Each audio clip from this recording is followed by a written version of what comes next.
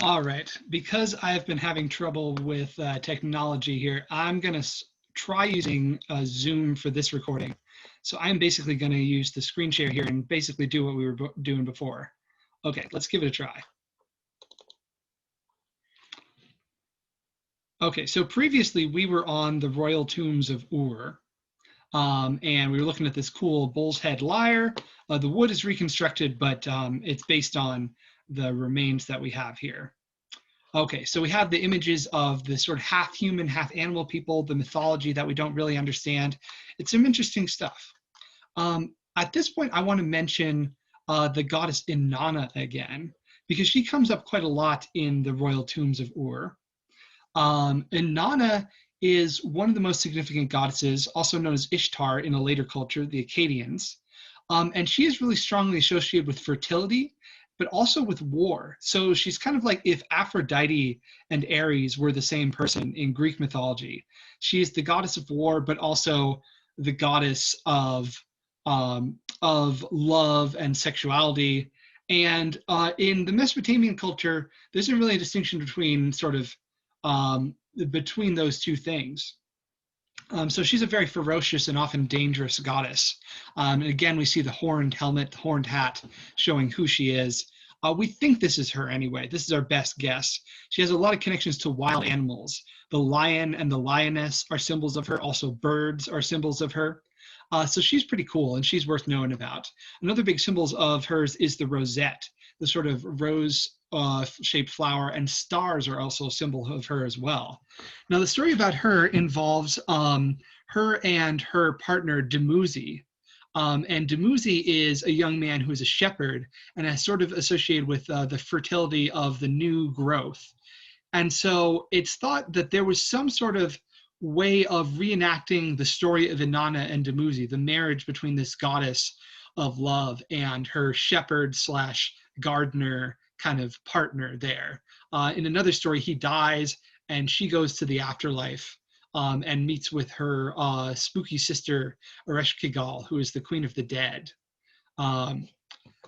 Now, there's an image here. So again, see that gold and lapis lazuli is a thing. This was originally called the ram in the thicket, but now we think it's more likely a goat. And the goat is another symbol of Dumuzi. And then here we have, on the screen, we have these star-shaped flowers. Those are the rosettes of Inanna. So this seems to be an image associated with Inanna and Dumuzi and their sacred marriage. And perhaps this is even a sexual image in a certain way, if it seems sort of like body parts here. The poetry of Inanna and Dumuzi is not shy about talking about sexual stuff. If you just look at here, there's a lot of mention of a tree that keeps getting taller, and Inanna asks Dumuzi to plow her wet ground. So take that as you will. But yeah, this was the sort of sacred poetry of ancient Mesopotamia and is part of a larger religious tradition around these two gods. So it's interesting to think about that in the way that they weren't shy about sexuality.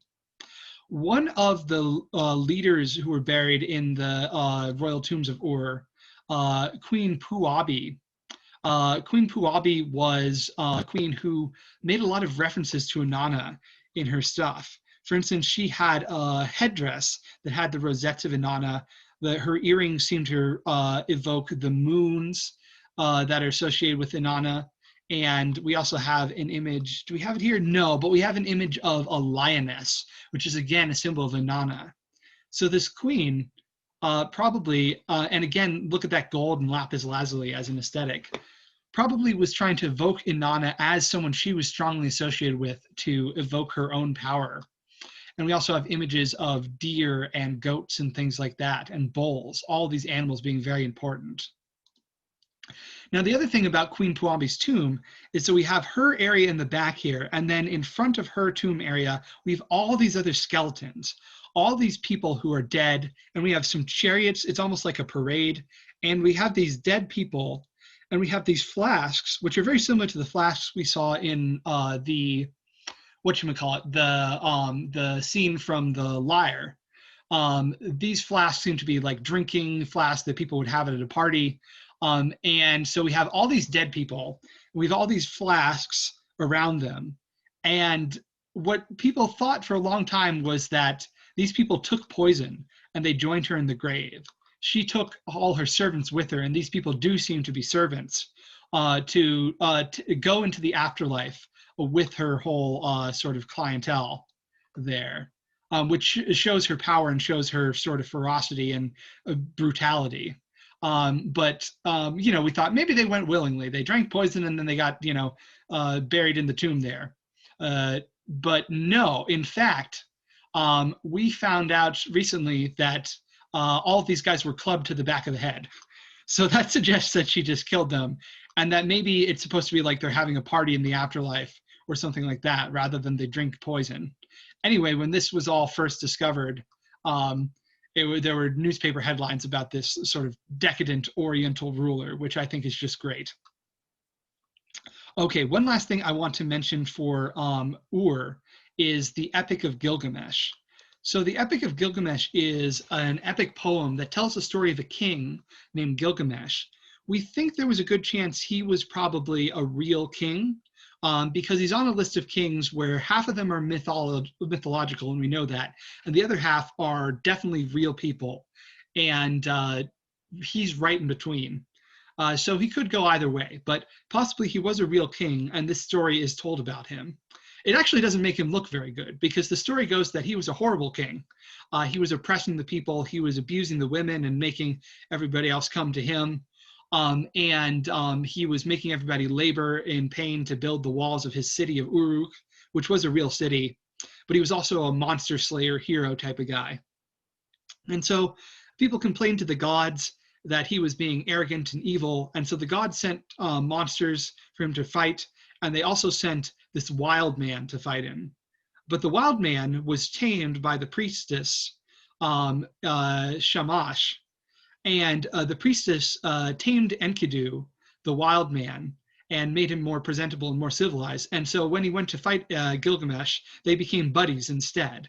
In some stories say lovers.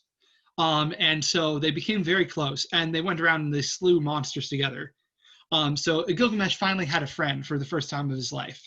But then Gilgamesh got in a fight with Inanna, rejected her romantic overtures, and she didn't like that very much. So she sent the bull of heaven after him. He killed the bull of heaven, and that made the rest of the gods really mad. And so they cursed his beloved Enkidu with disease. So they made him get sick and die. And so Gilgamesh had to deal with death for the first time in his life. And so the rest of the story is about Gilgamesh going to a mysterious land far in the distance to try and find some way of overcoming death. And he goes and he nearly achieves it. He finds this plant that makes an old man young again, but he loses it. A snake steals it, and the snake gets the power to become young again, to shed its skin, and human beings don't. So that's the great tragedy here in this story, that Gilgamesh tried to defy the order of things, but he ultimately couldn't. Along the way, and this is a pretty famous passage, he meets a fellow named Utnapishtim. And Utnapishtim is a fellow who went through this whole flood, that there was a great flood and humanity was nearly destroyed, but Utnapishtim was allowed to start over again because the gods approved of him, and they made him immortal, in fact. So Utnapishtim and his wife, who were both immortal, they are very much like the story of Noah, which made a lot of waves when that first was discovered, that there was another story very similar to Noah. That's not unique. It seems like the two stories influenced each other because the Jews and the Mesopotamians are in a very close part of the world. Okay, so that's all I want to say about the Sumerians. And now I want to talk about the Akkadians.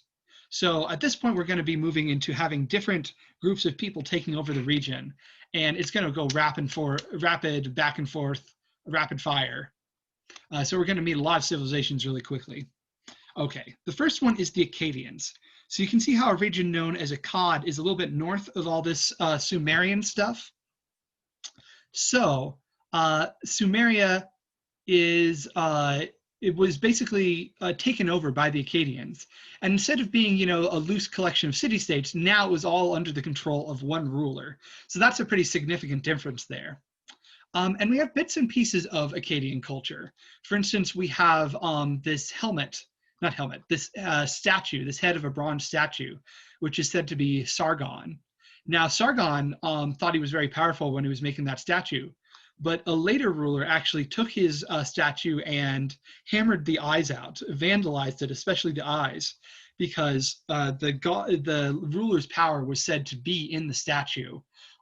So now it can't watch from the afterlife. So Sargon has been deprived of his power, just like you could deprive a god of his power the same way. And again, he has that beard and he has that hat. He has that sort of standard look for a priest king. On the other hand, one of his successors, who I think was his nephew or his grandson, I'm not sure which, but that was a fellow named Naram Sin. And if we take a look at Naram Sin here, he's doing something pretty different from what Sargon was doing. Look at his hat right here. What has he got there? He's got horns on his hat, which suggests what? Suggests that he's a god. So that's a pretty big departure for Mesopotamia. He is one of the first people we know about to declare himself a god king instead of a priest king. And he kind of shows himself as very powerful. He's slaughtering a bunch of people and is working his way up a mountain. Recall that the mountain is where you go to meet with the gods. So he's going up the mountain to join the gods. And we have the stars and rosettes of Inanna up here in the sky. So he is establishing himself as more important than everybody else and on some kind of equal footing with the gods, perhaps. So that's pretty interesting. Okay, so that's all we're going to do for Akkadia. But let's look at the timeline again here. So the Akkadians start about in the 2300s and go for about 200 years till the 2100s. So things were much looser with the Sumerian city-states, and the Akkadians, things are going to get a little bit more organized because it's all under the control of one area. Okay, now everything gets taken over by Babylon. So this is a city-state a little south of Akkadia, a little north of Sumer. And Babylon becomes extremely important. They take over this area several times, and they last for a good 600 years. So props to them. The guy I want to talk about for Babylon is a guy known as Hammurabi. So you may have heard of Hammurabi before. Hammurabi, hard to say sometimes. Hammurabi came up with a code of law. And so he would put this code of law on these pillars known as stelae. That's just a word for a sort of monumental stone, a stelae plural. And he put them throughout his kingdom, throughout his empire. Now, what would be the purpose of doing something like that, setting up the rules and regulations for society? Well, for one thing, it means justice isn't arbitrary, because up until this point, for justice, you just go to the king and you tell him what your problem is, and he can decide to execute. He can decide to execute you for wasting his time. He can do whatever he likes, basically. And so there's no like standardization. There's no fairness to it. But now Hammurabi is saying, this is what I'm going to do. These are officially what the punishments are going to be. Everybody should know them. So it gives him more control, but it also shows him as being a more sort of just type of person. He's not going to be arbitrary. He's going to be reasonable. And so he's sending that message to the people. Now, his justice still is pretty brutal. This is where we get the concept of an eye for an eye. If you blind somebody, if you poke out their eye, you get your own eye poked out in exchange, which is more brutal than we would be in our modern society. You steal, you get your hand chopped off, things like that. So he's got basically that worked out in a way to sort of deter people from doing things. And we may think that there were a lot of problems in his empire that he was trying to solve if he felt like he had to lay down the law, quite literally. But he standardizes everything so everybody's all on the same page. And then the sort of inscription, the carving here at the top, shows Hammurabi himself. And he is a priest king. We're back to priest kings again. And he's got the hat, he's got the beard. And what's he doing? So this is a god here. This is a god called Shamash, no relation to the priestess. He's got a horned hat, very nice twisting there. And the god is taller than him, but he's sitting down, so it doesn't seem too much of a power differential. And Hammurabi is kissing, he's blowing the god a kiss. And this is a sign that he is worshiping the god. He is showing his respect to the god. And meanwhile, Shamash is giving him stuff. He's handing him a rod and a ring. Now, the rod and the ring were the tools used for measurement when you were like building buildings, because Babylon had very good mathematicians who could design their ziggurats and measure things and measure the movements of the stars and things like that. And so Shamash is basically handing Hammurabi measuring tools, which suggests the way that Hammurabi is going to go about justice. He's going to measure it out. He's going to have everything orderly, very figured out, very articulate, and very detailed, and very precise. That's his eye for an eye thing. So there's a lot of interesting stuff going on here. And there were many copies of the stele made throughout the empire, so everybody could read it, which is pretty cool. Okay, I'm gonna take a break here just for pacing and to catch my breath a little bit, and then we'll pick up next with the Jews.